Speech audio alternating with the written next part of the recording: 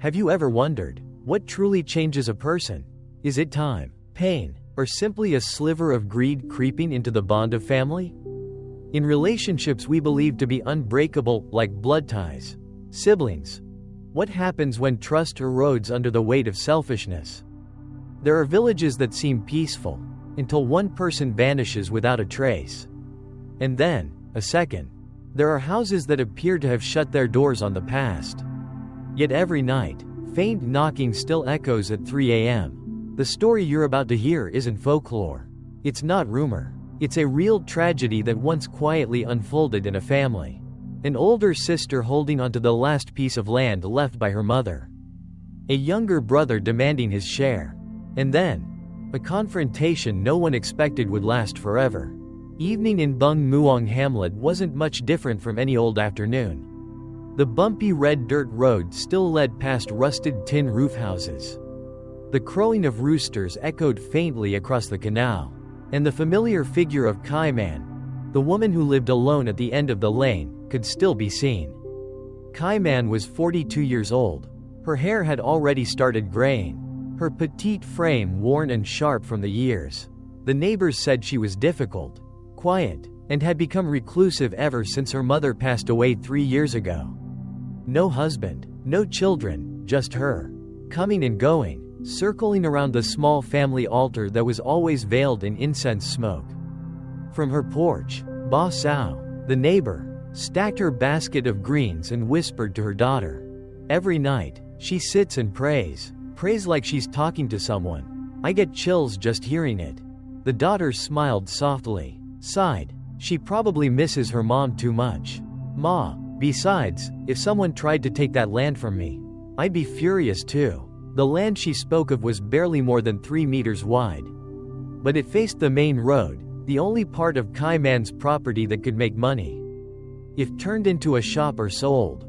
For years, her younger brother An Hung had insisted on dividing it, but she always refused. She claimed their mother had left the land to her to tend the family altar. No one had the right to contest that. That evening, just after dusk, the roar of a motorbike engine echoed at the front gate. An Hung stepped down, coated in red dust, holding a stack of papers. His face was tense, his eyes brimming with frustration. Kai Man walked out of the house, her hand still carrying the scent of incense. An Hung slapped the papers down on the stone table by the porch. I've had it measured and drawn up again. That piece of land can be split. I don't need your permission anymore. Kai Man didn't even glance at the documents. She stood tall, voice low and steady. Mom left that land for me to keep the altar. Do whatever you want, but that part, I won't give it up. An Hung gritted his teeth, fists clenched. Mom also said to divide it evenly. You live alone, what are you keeping the land for? I have kids, a family. Kai Man cut him off, eyes flashing with fury. I don't care. Touching that land means touching Mom. No one's allowed to split it. Their shouting carried all the way to Ong Tam's house more than 10 meters away. Lights began flickering on across the hamlet, but Kai Man's iron gate remained half open, with arguing voices growing louder inside, then the crash of a chair, the shatter of dishes, and suddenly, silence. Moments later, the gate closed completely. No one saw An Hung leave, and no one heard another word from Kai Man. The next morning, as Ba Sao passed by on her way to the market, she noticed Kai Man's house still locked from the outside. Like always, but one thing was off. The usual smoke from the incense wasn't there. She called out from the gate. Man, you're not lighting incense today. Dear? No response. The neighbor's dog began howling, long and low. Ba Sao felt a chill. But after waiting a bit, she continued on her way, assuming Kai Man had gone out for something. But by late afternoon, as a light rain began to fall, whispers spread around the hamlet. No one had seen Kai Man since the day before. People knocked on her gate, no answer. A young man climbed the wall and peeked in. The house was still. Lights off, curtains drawn. Ong Tam came out with his cane, voice uneasy. Maybe she went somewhere without telling anyone? Strange though. Every night you hear her open the door. Every night the altar to her mom is lit, but now, nothing. Ba Sao shuddered and murmured, What if something happened? A sudden gust blew through. The tattered curtain at the window flapped open, then fell limp again. Inside the house, the incense holder on the altar remained in place, cold and still. After 2 days of absence, the name Manh began to be mentioned more and more in the small tea stalls at the head of the hamlet. She had no close relatives nearby, and no one knew where she had gone. But the strange thing was, her old motorbike was still parked in the yard. The door was locked from the inside, and the altar remained cold and lifeless. On Tuesday morning, Ong Tam sat sipping tea, his eyes fixed on the steam rising from the clay kettle, whispering to Ba Sao, "I dreamed she was standing at the edge of my bed, still holding a half-burnt stick of incense. Her hair was messy, but she didn't say a word, just stared and turned away." Ba Sao set her teacup down and shivered slightly. She lived so closed off for so long, then disappeared like that. Who wouldn't be suspicious? That afternoon, the sky turned gloomy, clouds hung low, and the atmosphere in the hamlet felt heavier than usual. Ko Mai, a distant niece from her mother's side, walked over to Man's gate, carrying a basket of food, and called softly, "Auntie Man, I brought you something to eat." No one answered. She set the basket down and leaned close to the iron gate, her eyes trying to peer inside. "Are you home, Auntie? Why haven't you lit incense for Grandma these past few days?" A gust of wind swept through, carrying the scent of damp earth and old ashes. In the far corner of the backyard, Ko Mai noticed something strange, a patch of earth more sunken than the rest. Looking closely, it seemed like it had recently been dug up and then filled in. She took a deep breath, trying to calm herself, then turned quickly and walked away. That night, during dinner, Ko Mai spoke quietly to her husband. "I saw something strange in Auntie Man's backyard, like someone just dug it up. I have a bad feeling." Her husband, mid-bite of fish, froze and glanced at her. "Don't jump to conclusions. We don't know anything for sure." She frowned, unable to hide her worry. "I'm serious. And you know what?" Ong Tam said, "For several nights now, his dog has been howling non-stop. Every night, the same time, at that very moment." Ong Tam was speaking with a few men outside the community hall. His voice lowered. "I stay up late, and every night between 2 and 3 a.m., my dog Key starts howling. It stares toward Man's house, fur standing on end, growling low. Strangest part is, that dog's usually quiet as a stone." A young man chimed in. "My friend passed by her house at dusk yesterday, said he saw someone moving inside. But no matter how long she looked, she couldn't see the face clearly." Ong Tam let out a long sigh, voice weighed down. That night, as Ko Mai squinted to shut her door, a faint burnt smell drifted into her nose. It wasn't the smell of kitchen smoke, but more like old incense, acrid, half extinguished, and chilling.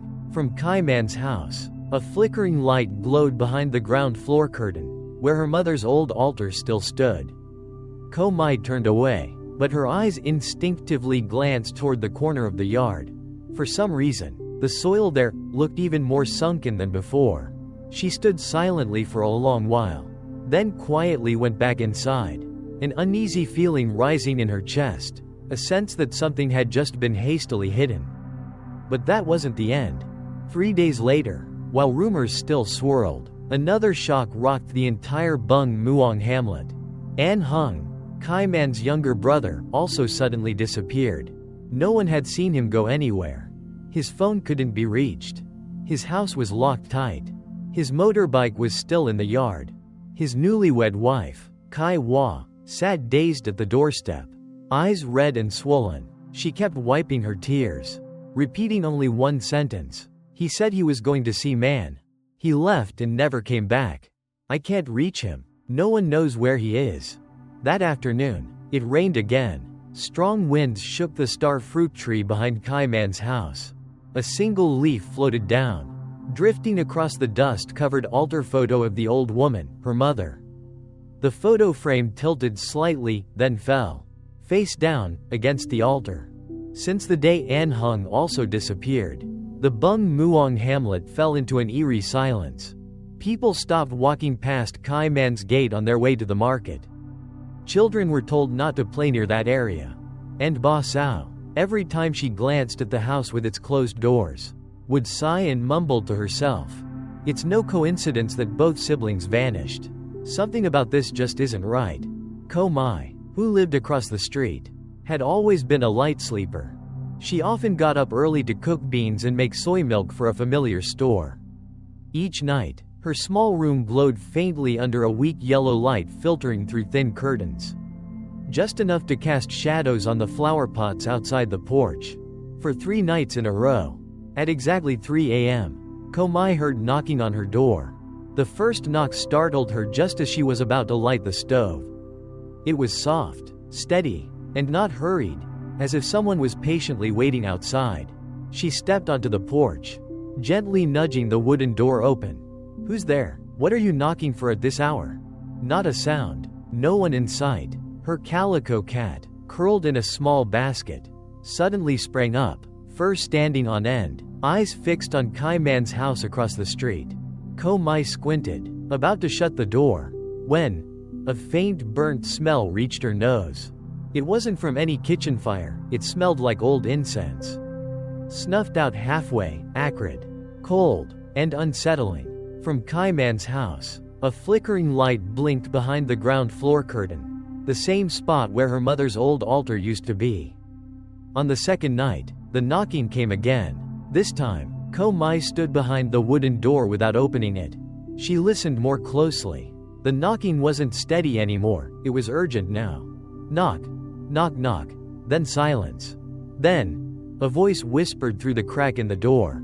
"Let me in, I'm so cold." Ko Mai froze, her hands trembling, feet instinctively stepping backward. Sweat gathered at her temples.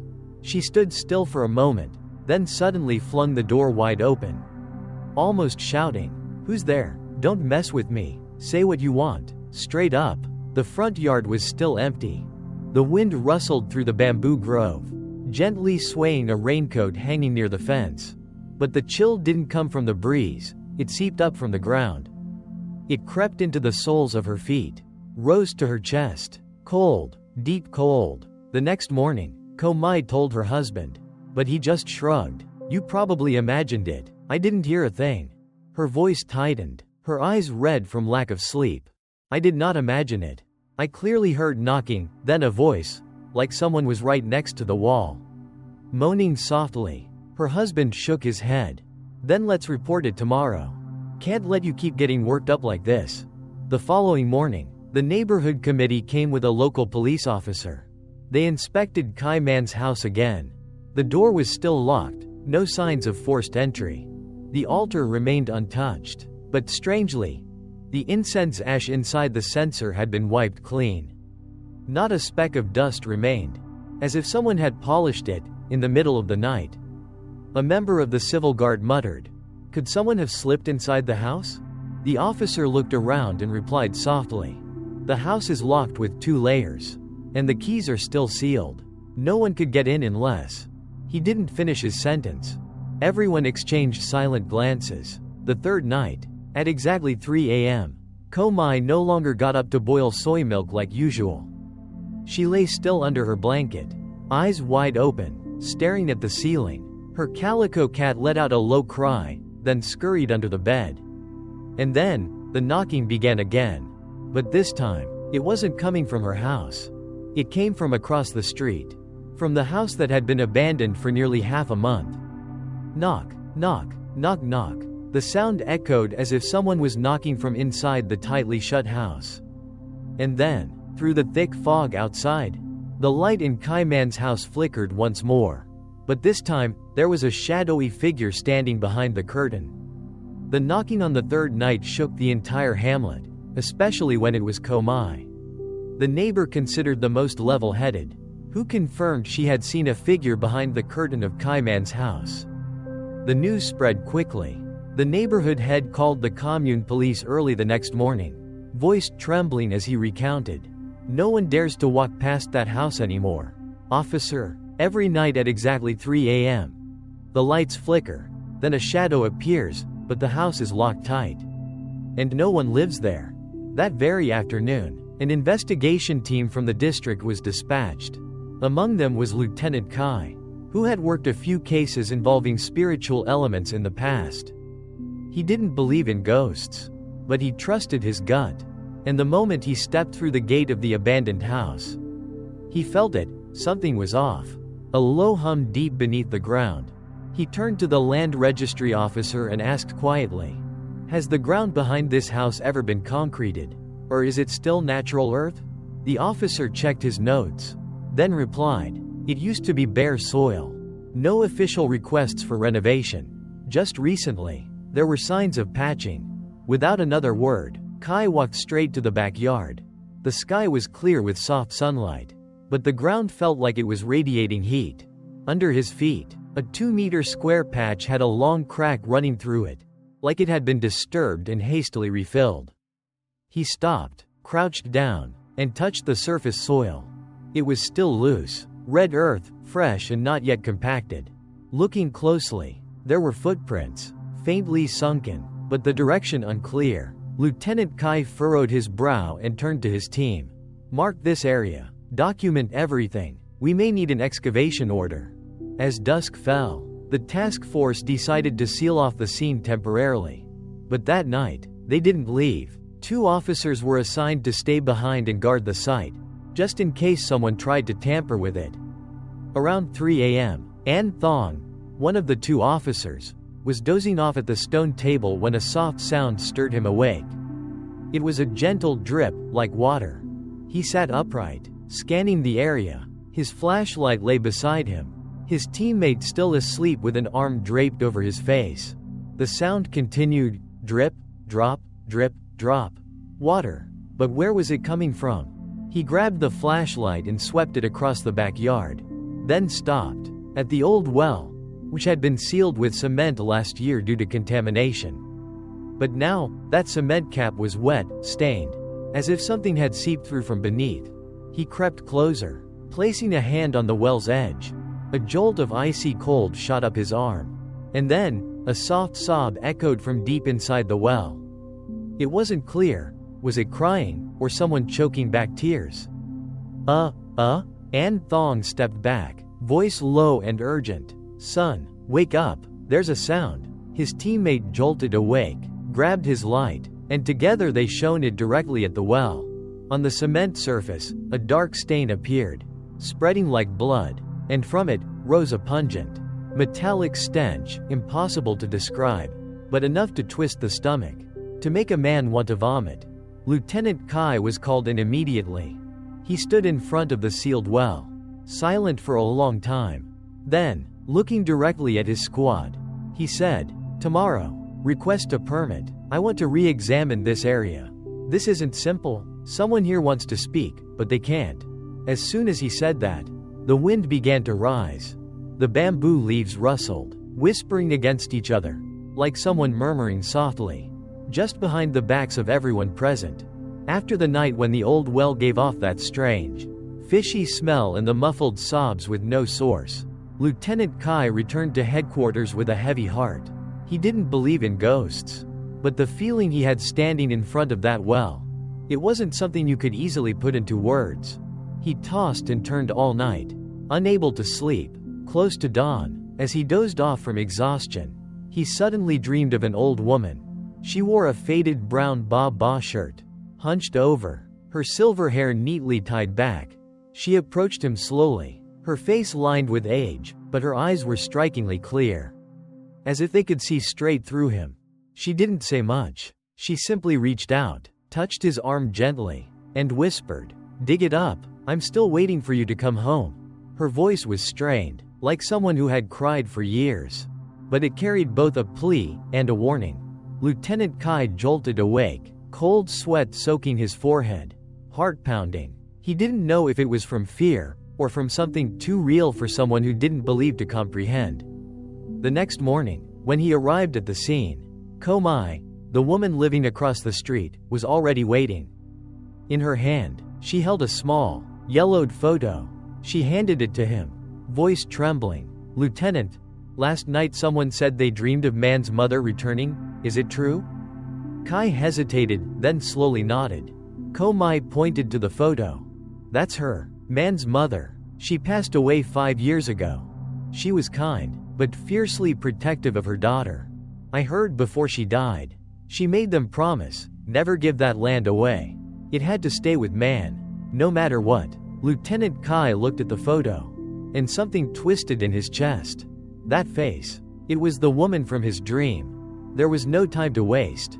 He ordered his team to excavate the entire backyard, especially the corner near the neighbor's fence, where the soil showed signs of being recently disturbed.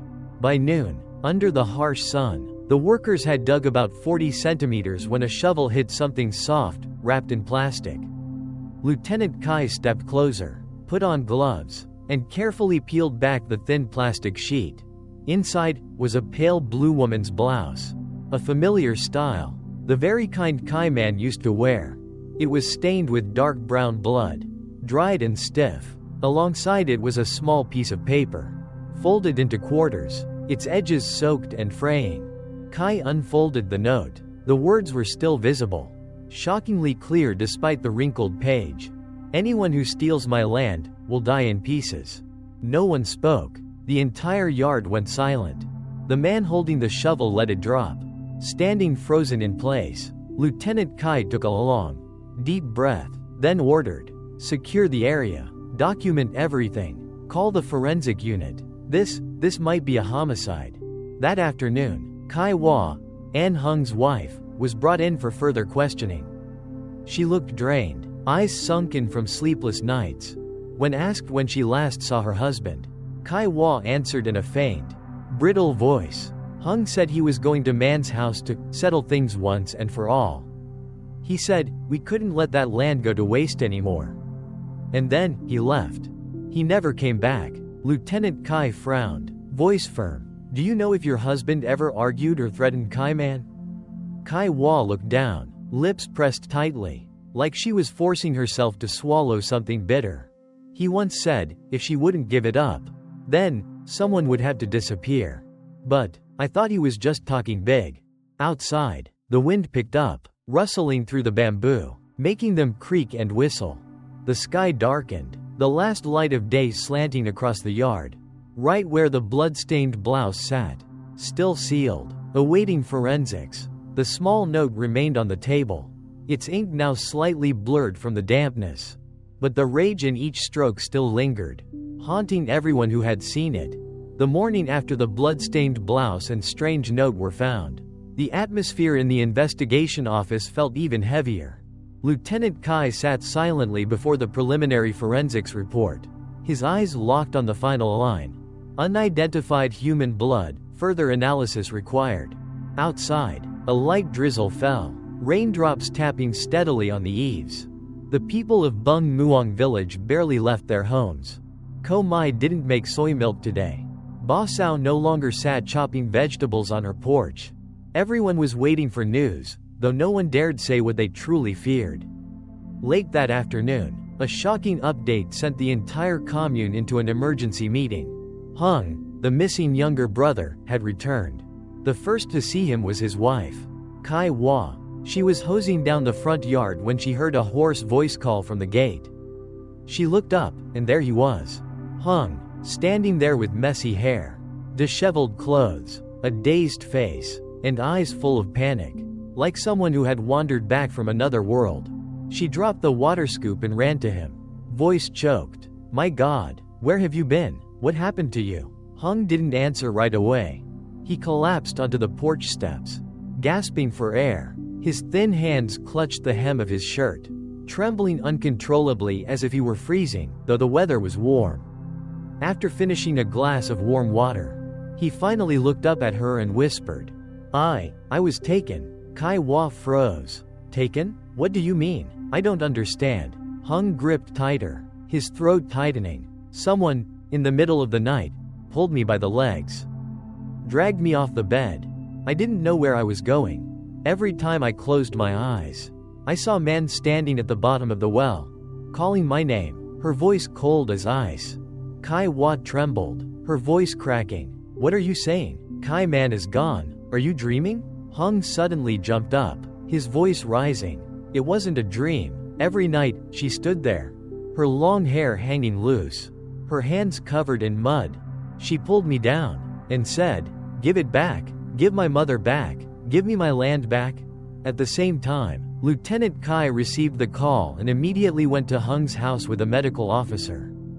They brought Hung to the clinic for a checkup and to take a preliminary statement. In the interrogation room, Hung sat still, eyes blank as he stared out the window. When asked about his time missing, he only shook his head. "I don't remember. Just that. Every night, something held my legs. Like I was pinned down. Couldn't move." As he scratched his arm, the nurse noticed something dry lodged under his fingernails. Samples were taken and tested. It was human blood, source unknown. Lieutenant Kai clasped his hands behind his back, slowly pacing the room, his voice deep and calm. "You say you don't remember. Then why is there blood under your nails? Why did you describe the exact location of the well we've been investigating?" Hung didn't answer. His gaze remained fixed beyond the window frame. Only after a long pause did he finally whisper, I didn't mean to. I just wanted her to give up the land. I just wanted my mother to divide it fairly." Lieutenant Kai's tone sharpened. "Kai man is gone. If you know something, speak clearly. Otherwise, you'll face the law for withholding information in a suspected murder case." Hung let out a soft laugh. Short, broken, like it caught in his throat. "The law? The law can judge the living. But the dead? Who judges them?" That night, the investigation team held Hung for observation and began processing his file. As the nurse wiped his hands, something made everyone's skin crawl. Between Hung's fingers was a long strand of hair, still wet, as if freshly washed, though he hadn't showered once since returning. The night wind swept down the hallway, carrying a faint musty scent. The white curtain gently swayed in the yellow lamplight, and from the far end of the corridor, slow shuffling footsteps echoed, from a hallway where no one was standing. The next morning, news of Hung's return had spread throughout Bung Muang village. But instead of relief, people felt more uneasy, because he didn't come back like a normal man. He looked like someone who had just emerged from a nightmare full of mud and darkness. Ko Mai was left speechless after hearing Ba Sao describe the long strand of hair and the footsteps echoing through the clinic the night before. She only said one thing that sent chills down everyone's spine. If Man's spirit is really lingering, then she must not be at peace. That afternoon, Man's niece, Little Han, was brought in to clean up the old house, at the request of the police to search for more evidence. Han, 17, quiet and well-behaved, had been close to her Aunt Man since childhood, so the community trusted her. She walked slowly through the dusty kitchen. The old gas stove was still in its usual spot, and the ancestral photo of her grandmother hung crooked on the wall. As she wiped the cupboard under the sink, Han suddenly spotted a small cloth-wrapped notebook, wedged between some plastic bags containing rock salt and medicated oil. She gently pulled it out, brushed off the dust, and opened the first page. The slanted handwriting of her Aunt Man appeared. Just one line, yet it made Han's heart pound. "If one day I disappear, give this notebook to the police." Han clutched the notebook tightly, then ran out of the house like lightning, tears streaming down her face, though she didn't know if it was from fear or from longing. At the commune headquarters, Lieutenant Kai received the notebook from Han, flipping through each page with the care of someone touching something sacred. Each line felt like a cut to the conscience of those still alive. April 3rd. Hung came again. He said, "You're old already. Just die and leave the land for us to handle bigger things." I didn't say anything, but I felt cold inside. June 9th. Heard the sound of shovels outside at midnight. Looked through the window slits and saw someone digging in the spot where Mom used to plant ginger. I didn't dare go out. Just stayed still, clenching a half-burned incense stick. June 14th. I made offerings to Mom. Today marks 3 years since she passed. I dreamed she was standing in the garden, looking sad, pointing toward the fence corner. I think she wanted me to know something. The whole room fell silent. Lieutenant Kai looked up, his eyes meeting those of his superior. I request an official warrant to excavate the backyard of the victim's house." The head investigator nodded, his voice low. "It's time. If what's written in that notebook is true, then this isn't just a missing person case anymore. It's a premeditated murder." That afternoon, the inspection team returned to the old house. Under the pale sunlight, they set up temporary fencing around the garden, marking 3 suspect spots with white chalk exactly as described in the notebook. As the workers were preparing excavation tools, a young officer suddenly stopped, eyes fixed on a patch of ground near the fence. He took a step back and called out loudly, "Lieutenant, over here, there's dried blood on the stone." Lieutenant Kai rushed over. Indeed, on the stone that supported a small flower pot was a dry, dark red stain. He bent down, pulled out a clean cloth, and wiped it gently. A faintly metallic, unpleasant smell rose from it. He stood up straight, saying nothing, his eyes locked onto the marked spot in the garden. And in that moment, the wind stirred again, not strong, just enough to make the curtain inside the house flutter lightly, as if someone had just passed by and vanished. That afternoon, the backyard behind Mann's house was officially excavated under the supervision of commune police, district representatives, and several nearby residents. The warrant was approved swiftly after the notebook and dried blood sample were confirmed to show signs of criminal activity. Lieutenant Kai stood with his arms crossed at the edge, eyes never leaving the digging team's every shovel strike. The sky was gray, with no sun, yet the air was strangely stifling. The trees around the garden stood still, as if holding their breath.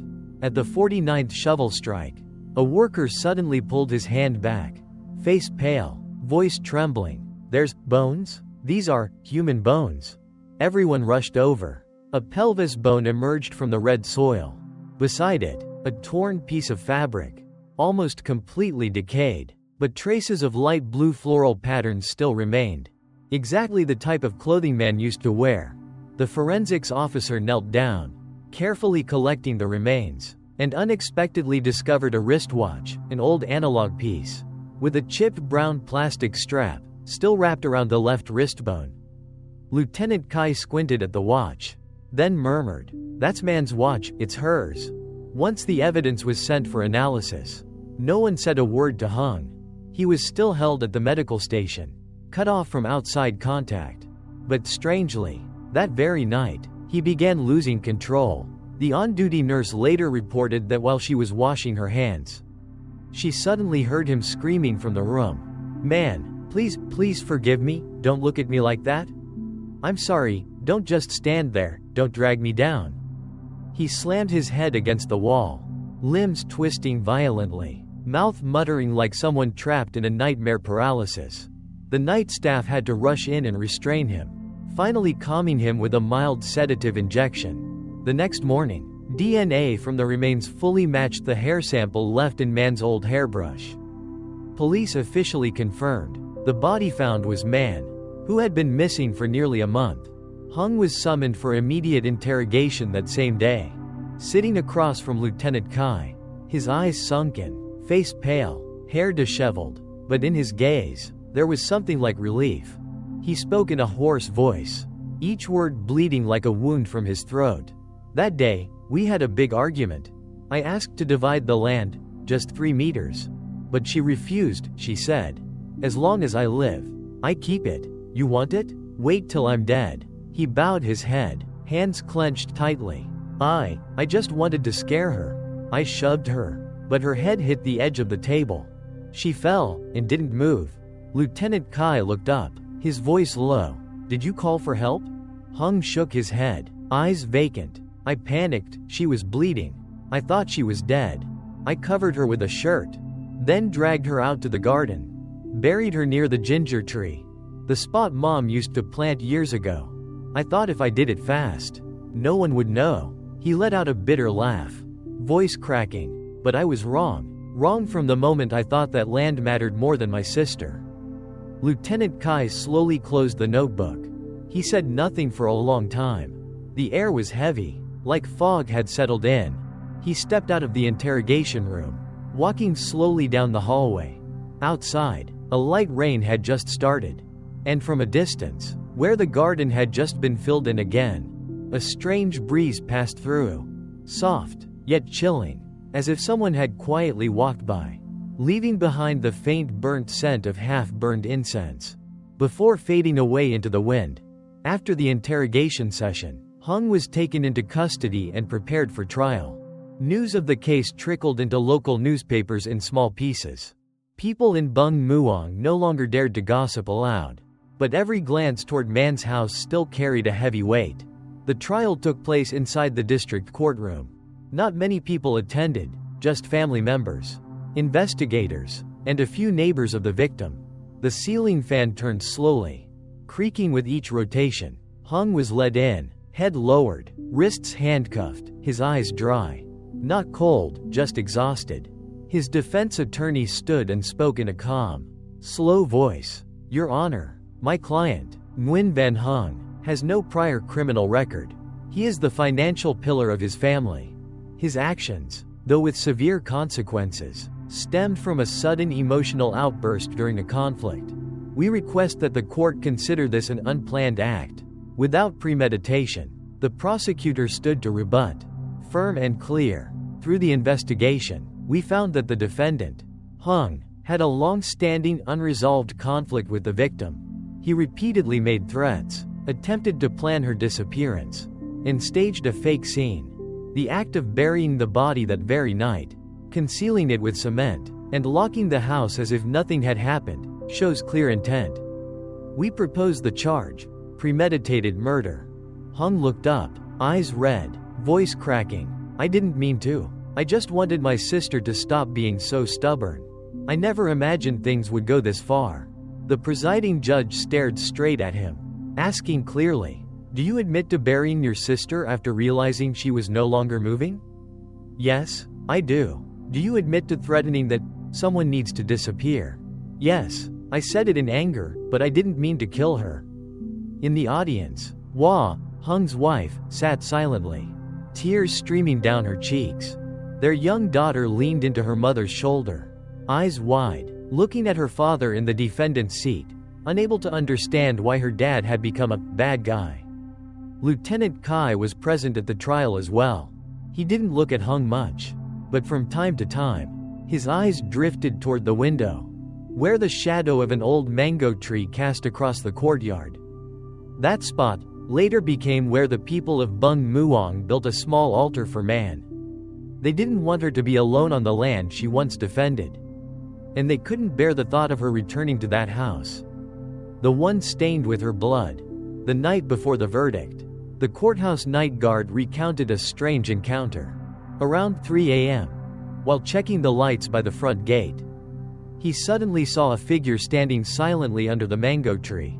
The figure wore a faded blue ba shirt, small frame, long loose hair. He called softly, "Who's there?" The person didn't turn. She just stood still for a moment, then slowly turned away, walking toward the bamboo grove by the side. When the guard stepped closer to the spot where the figure had stood, no one was there. On the ground, an incense stick lay tilted, its thin smoke still curling faintly into the air. But no one remembered anyone coming to pay respects that day. After the trial ended, Hung was officially sentenced to life in prison for premeditated murder. The news was briefly covered in the district newspaper. But for the people of Bung Muang, everything settled faster than anyone expected. No one mentioned Man's name with fear anymore. The small house sat in silence, as if it had stopped crying out for justice after a string of restless nights. Her niece, Little Han, was allowed to move in, on the condition that nothing be dismantled or remodeled. She agreed, not because of the will, but because of something her aunt once said. "It's a small house, but it's warm. Mom lived there. There's blood, there's scent. Lose the land if you must, but lose your roots, and you lose everything." Han didn't change much. She simply wiped each window frame clean, gently scrubbed the old patterned tiles in the kitchen, set the grandmother's framed photo upright again, and every morning, she lit incense, for both her grandma and her Aunt Man, who had departed in a storm no one saw coming. One mid-month night, the sky was moonless and still. Han was reading in her room when she heard a soft knock at the door.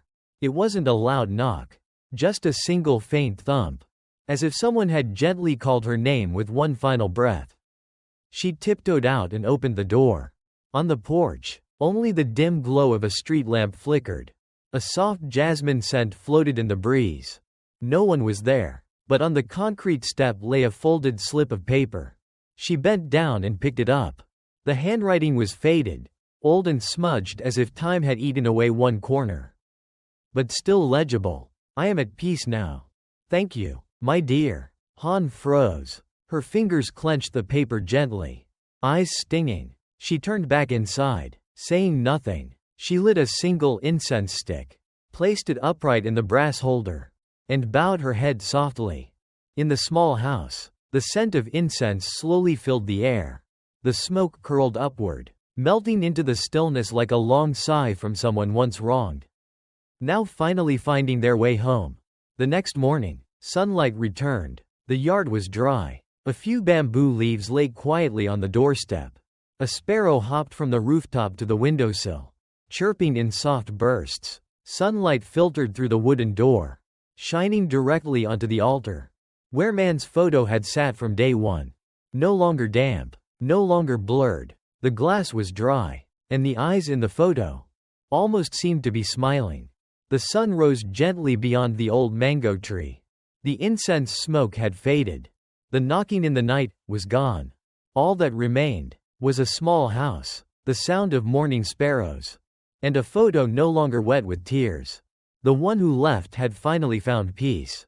And the one who stayed, perhaps had paid the price for what he once believed was right. And perhaps, this wasn't just a criminal case. Not just a story, but a deep lesson for anyone letting greed blind the ties of blood. Because a piece of land, a slice of inheritance, if tainted with selfishness and hatred, may one day cost a life. Money can be earned again, but once kinship is lost, no courtroom can bring it back. Headphone, thank you for listening all the way to the end. If you believe this is a story worth sharing, please pass it on to a loved one, to a family member, to anyone who may be quietly fighting over things without ever looking into their own heart. And if you love stories like this, don't forget to hit follow, so we can meet again very soon.